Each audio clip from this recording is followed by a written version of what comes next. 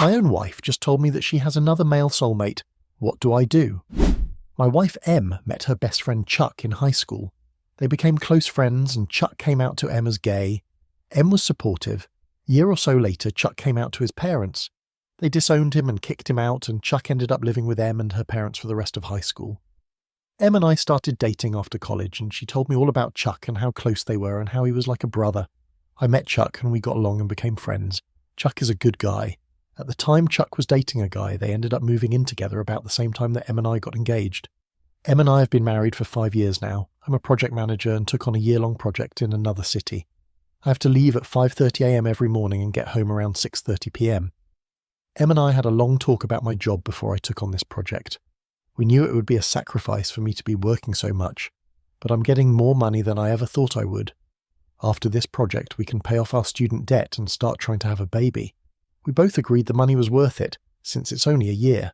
That year will be up in late November. In March, Chuck caught his boyfriend cheating. He was devastated. Em immediately told him he could move in with us. I was fine with him moving in, but not happy that Em didn't even discuss it with me first. Chuck was pretty broken up, and Em was giving him lots of love and attention. I was fine with it, because I know how much she loves Chuck, and he did need her. I also did my best to support him and make him feel loved. For a while this was fine, but as time went on, Emma's continued to pour all of her attention into Chuck. Sometimes I get home from work and neither of them are there, and I found out they went to a movie or out to dinner together. I don't think there is anything romantic or sexual between them, but it has been annoying that I get left out of all the plans. The past few weeks, several things have happened. The three of us went to a party and someone joked about Chuck being our third wheel, and Em said, "Chuck is not the third wheel." I said, "What?" And she said, "I've known Chuck longer than I've known you." A week or so after that, Em and Chuck went out dancing one night. I had to work the next day, so I stayed home. I woke up at about 3 a.m. and Em was not in bed. I went and found her, and Chuck cuddled up on the couch asleep with the TV on. Both of those things made me uncomfortable. I also realised I'd been working so much I was just sort of letting Em and Chuck plan everything, and I had not planned a date night in a while. I decided I needed to be more active, and so I planned a date night for last Friday. When I first told Em, she was excited, as we have not been on a date just the two of us in a while. Friday I got home at 6:30 and Em and Chuck were not there. I took a shower and got ready. About 7:15 I finally called Em, as we had reservations at 8. She answered, and when I asked where she was, she said her and Chuck had gone shopping and were getting some dinner. I was kind of stunned and asked about our date. She laughed and said, "Oh, I forgot. Oh well." And that was that. She didn't even invite me to join them. Oh man, I can imagine how much that hurts. So, a point I should make here. My dad was very controlling of my mum and had an anger problem where he would yell and throw things. He never threw things at us, but it was still scary as a kid. I've worked very hard to not be like him. I've tried to never be controlling of Em or tell her what to do. I also tend to shut down when I get angry. When Em forgot our date, I was mad, so I didn't say anything right then, but I knew I needed to address how I was feeling. So later that evening I told her we needed to talk. I'd written down some things so I could stay focused.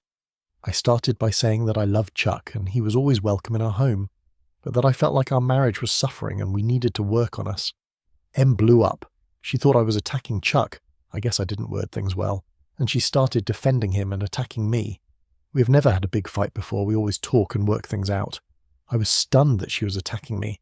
She said some awful things. Then she said, "Chuck is my soulmate and you just have to get used to that." I just shut down. I didn't even know how to process that. I love Em more than anything in the world. But in that moment I realised she loves Chuck more than she loves me. I thought Em and I were soulmates. But to hear her say she considers someone else her soulmate has been devastating. I don't remember the rest of the talk. She huffed off after a while and slept on the couch. Her and Chuck left together on Saturday and were gone most of the day. When they got back, she acted like nothing had happened. On Sunday, she even made a small joke and batted her eyes at me, something she does when she's flirting with me. Normally I love it, but this time it just made me sick. I told her this was a busy week at work and I was just going to stay at a hotel near the job site, something I have done a few times before, so I haven't seen her since Sunday night. I don't know what to do. Typing all of this up has made me realise I am really burned out with all of this travel. Maybe I checked out too much and haven't given her enough attention, but how do I move forward knowing she will never love me as much as I love her? Clearly we can see in how much pain he is because of her words. Did she just blur things out, or is there more to this story? Let's find out in the update. Update. Em and I had our fight on a Friday night, then I left on Monday and stayed out of town all week for my project. During that time, we did text back and forth every day and we talked on the phone a few times. It was awkward because we both knew we needed to have a big talk, but over the phone was not the time or place. Em texted me this Friday and said Chuck was gone for the weekend, so we could spend time just the two of us, and that she wanted to make up for our missed date. I got home Friday evening and we agreed to talk before doing anything else. I'd written out everything I wanted to say and she sat and listened. We talked for a long time and we each went back to some things to get clarification, so I'm not going to try and replay everything we said, just the main parts in the way that makes the most sense. I told her how I didn't like her joke about me being the third wheel, and how much it hurt that she forgot our date, and then how crushed I was that she said Chuck was her soulmate. There were some other little things too. When I was done, she said she was sorry and she was wrong for saying those things. She said I am not the third wheel and I am her soulmate, and she asked if she could explain why she did and said what she did. When Chuck's parents first kicked him out in high school, he was in a bad place and had considered taking his life. He told Em's mum and they got him help. So when Chuck called in March about his boyfriend cheating on him, Em had freaked out and was afraid he was going to hurt himself. She said she felt like she needed him close so she could watch him and keep him safe.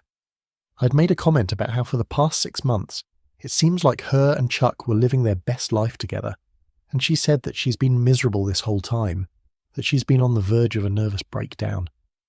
After our fight, she knew she was wrong and realised she needed to get help and let it go. She talked with Chuck and he promised that he was a stronger person than he was in high school, and promised that he was not even thinking about hurting himself. They agreed it was best if he moved out, both to give Em and I time to work on us, and so Em wouldn't be obsessing over when he was coming and going. Em wanted to talk to me last Sunday, but I'd said I needed time and she wanted to give me space. It was a long talk with lots of tears. She apologised a bunch of times. She said she was so concerned with Chuck's mental health that she attacked me because she thought I was going to make him move out, and she was lashing out. She acknowledged that she hurt me and said she loves me and she wants to work on herself and find ways to deal with fear and worry in a healthy way. We have never really had a big fight before, and we both agreed we could have handled it better. Her by not lashing out and me by not shutting down. We agreed to start couples counselling to help us learn how to disagree in a more healthy way. We were both emotionally drained after the talk, so we just ordered some food and stayed in. We cuddled in bed to watch TV, talk, and just be together. We have missed each other a lot these past few months, and it was really nice to just hold her. The next day, Saturday, we took a day date. We went to breakfast, went shopping, saw a movie, and even got pedicures together. My toes look amazing. Several times throughout the day, she would just stop and look at me and say she'd miss me, and she was so sorry she'd pushed me away. Today, Sunday, we called Chuck, who was staying with another friend. He said he was sorry he had caused so much stress for Em and me. He acknowledged he had been focused on himself and not even realised that we were not doing well. He said he loved us both, and is so grateful that we let him stay while he was getting over his breakup. He's looking at a few places and plans to be out in the next week or two. He did offer to move out right away, but I am okay with him staying a little longer. I think having a plan in place is the most important thing.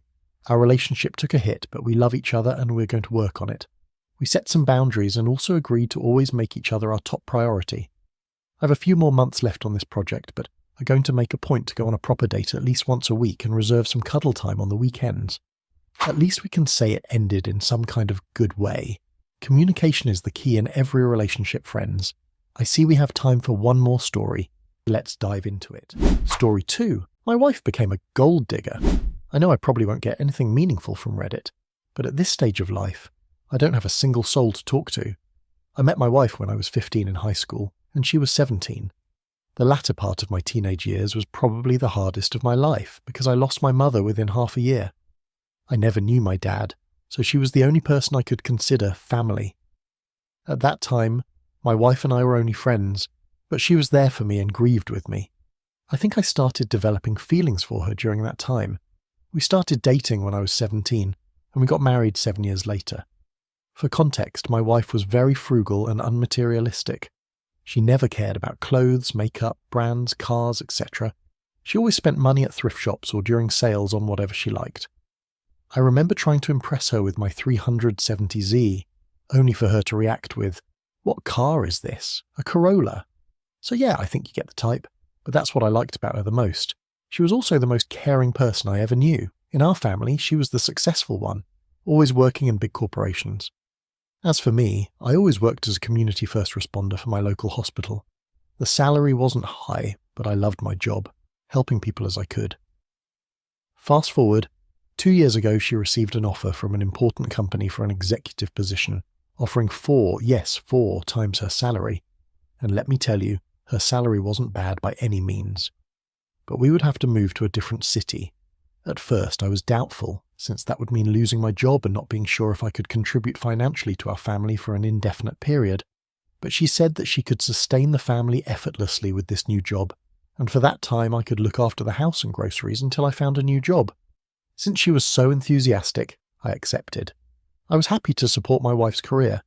Well, the best way I can put it is that my wife underwent a crazy transformation. Some Dr. Jekyll and Mr. Hyde type of thing, if you know what I mean. She started caring more and more about luxury brands, jewels, cars, etc. I don't think you can quite imagine my disbelief seeing her come back home with a Versace bag after seeing her for years wearing $10 coats from our local thrift shop. She also started hanging out with her new female co-workers a lot. My wife isn't very extroverted or social, so that was quite the shock, but I was very, very happy for her. I thought that she finally found her dimension after years of struggling, but that happiness started fading after she started coming home later and later every day, until it was a miracle to be able to talk to her for 10 minutes a day. I thought she was very busy with work, since, well, being an executive means lots of work, until she started posting lots of photos of her with her co-workers drinking, going shopping and stuff. The fun part is, she never finds time to reply to my texts, but she always has a minute to post photos, and when she replies, she says that she's working. She also literally stopped saying things to me altogether. Have you ever experienced your wife or husband going to work with an Audi A3 and then coming back home with a Porsche Macan GTS? Well, I did, and let me tell you, it's no fun. I confronted her about whether it was a business-issued car, which it isn't. Then about why she spent so much money on a car when she didn't care even a little about cars. Her passive-aggressive response was that it's her money and that she's entitled to do as she pleases. Or have you experienced not seeing your wife or husband coming back home for a night and not replying to texts just to receive a call the following afternoon saying that she forgot to tell me that she left for a business trip? Well, I hope you haven't. But the worst is when she invited me to lunch with her co-workers. I was very happy because that was the first time we were doing something together in months, and I thought that what I'd experienced before was only a phase and that it had all ended. My wife left first because she had work to do, so I dressed up nicely and left 2 hours later to the scheduled restaurant. For context, I sold my 370Z years before because I didn't need a sports car anymore, so my daily driver is a very frugal Renault Clio. I like it, and since I don't need much, I don't have a reason to upgrade to a pricier model or brand. Well, I got to the restaurant, parked my car in front of it, and got inside just to see my wife staring at me, horror-stricken.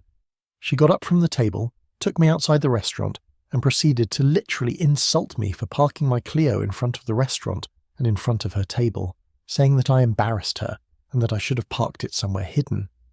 Imagine your own wife saying you're embarrassing her. I'd feel so sad. I was completely at a loss for words. I asked her why, and she said that it was a cheap non-luxury car not representative of her lifestyle. She then got back inside the restaurant, warning me not to embarrass her like that again. I attended the rest of the lunch in shock.